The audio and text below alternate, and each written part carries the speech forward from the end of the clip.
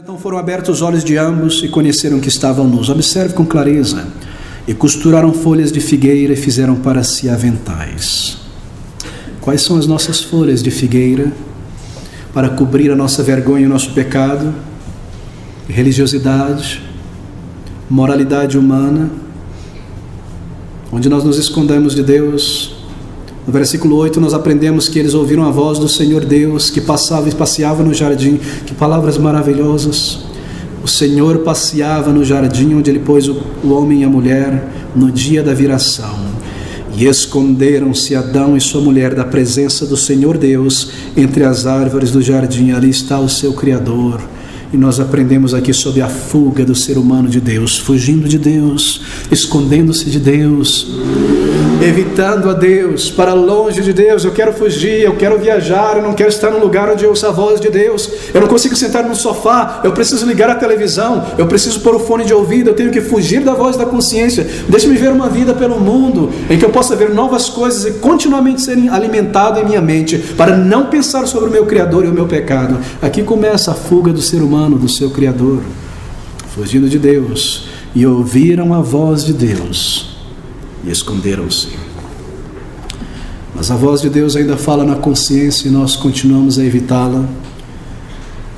Todavia, tentar fugir e esconder-se de Deus é nada mais do que o exercício de um gorila que fecha os olhos para imaginar que a realidade em sua volta não existe. Quão tolos, quão ridículos nós podemos ser, tentar nos esconder do Deus que vê a mente e o coração, esquecer que um dia Ele nos comandará a entrar em sua presença para prestar contas. Tudo começa a acontecer ali, vergonha. O ser humano começa a se esconder de Deus. Versículo de número 10, temer. Ele ouviu e disse: ouvi a tua voz no soar no jardim e temi, porque estava nu e escondi-me. Vergonha, estava nu. Ele não entendia que estava nu. E essa é a diferença do ser humano criado por Deus e dos animais. Os animais andam sem roupas, eles não estão conscientes da sua nudez. Assim era o ser humano no início, mas agora nós temos a consciência do pecado e da nudez. E aqui nasce essa obsessão pela pornografia, pelo pecado, de ver, de falar, de buscar, que domina homens e mulheres, que está na mente, na consciência, na imaginação dia e noite, de pessoas que não nasceram de novo. Tudo começa aqui, eles se tornaram conscientes da sua nudez. Vergonha, inimizade contra Deus e contra o próximo nasceu aqui neste momento. A mulher que tu me deste me fez agir, é tua culpa, ó Deus, é culpa dela. Transferir a culpa, foi a minha esposa, foi a culpa dela que o meu casamento se esfacelou. Transferi o meu egoísmo, o meu orgulho, a minha mesquinharia. Foi culpa do meu marido que não faz nada que presta. Transferir a culpa. Foi culpa dos meus pais que me criaram desta maneira. É culpa da sociedade, é culpa de fulano, das leis, da injustiça. Apontar para todo lado, nunca para mim. Eu sou o culpado, eu sou um pecador, eu escolhi esse meu orgulho vil, essa minha mente mesquinha, esse meu comportamento terrível, essa minha malícia, este meu amor pelo pecado. Aqui nasce esta coisa de culpar a Deus e de culpar o homem. O orgulho, a dureza do coração. Adão culpa a sua mulher e a Eva culpa o diabo. Nós lemos no versículo 8 sobre a separação e alienação de Deus, vazio, distante de Deus, um senso de pecado e de morte. Todas estas coisas, então, maldição sobre a terra, versículo 17 em diante. Estas palavras tão terríveis, versículo 18, não é em diante. Quantas coisas terríveis nós encontramos aqui. A terra começa a se decompor. Porquanto deste ouvidos à voz da tua mulher e comeste da árvore do que te ordenei, dizendo: não comerás dela. Maldita é a terra por causa de ti, com dor comerás dela todos os dias da tua vida. Não havia dor antes, não havia espinhos, não havia abrolhos, não havia cardos.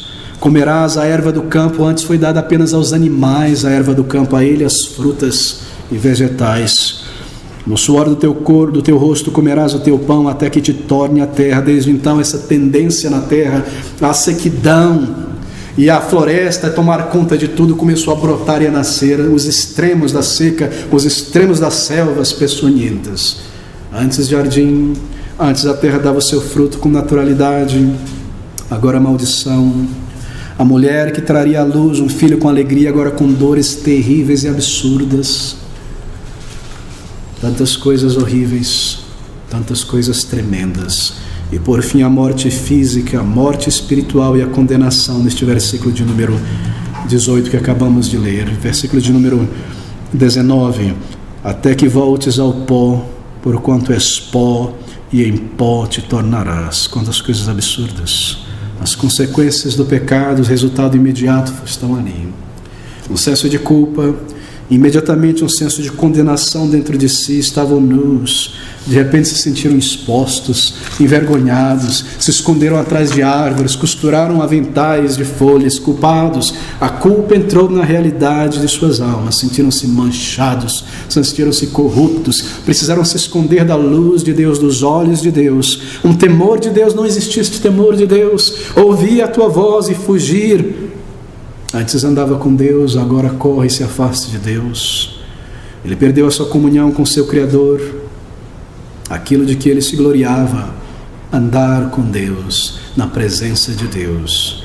E ele experimentou a morte espiritual, separação do Senhor, foi banido daquele jardim, lançado para fora do paraíso. E então uma nova relação com a natureza. Ele agora deve trabalhar duro no suor do seu rosto. Quantas dificuldades, quantos obstáculos se levantaram. Nada daquilo havia, amigo. Nada daquilo havia. Morte física. Antes não era necessário que o ser humano morresse. Agora não é possível que ele não morra. Ele deve morrer. Ele irá morrer. Nós caminhamos, nós vemos a morte em nossa face, a decomposição. Em todo lugar, ele deve retornar ao pó de onde veio.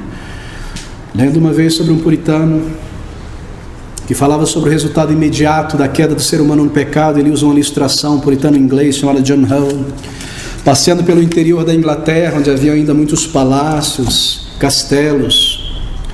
Ele comenta sobre o resultado da queda, que a queda do ser humano lembrava ele de um daqueles grandes palácios esplêndidos, bem construídos da Inglaterra, que um dia foi esplêndido, mas que agora estava em decomposição, verde, em pedaços. E havia um sinal ali, naquele palácio em decomposição, dizendo: um dia, tal e tal rei viveu aqui. E John Hull sugere o seguinte, que sobre cada homem e mulher está uma inscrição dizendo: aqui um dia Deus habitou. Ele não está mais ali, mas um dia ele habitou antes da queda.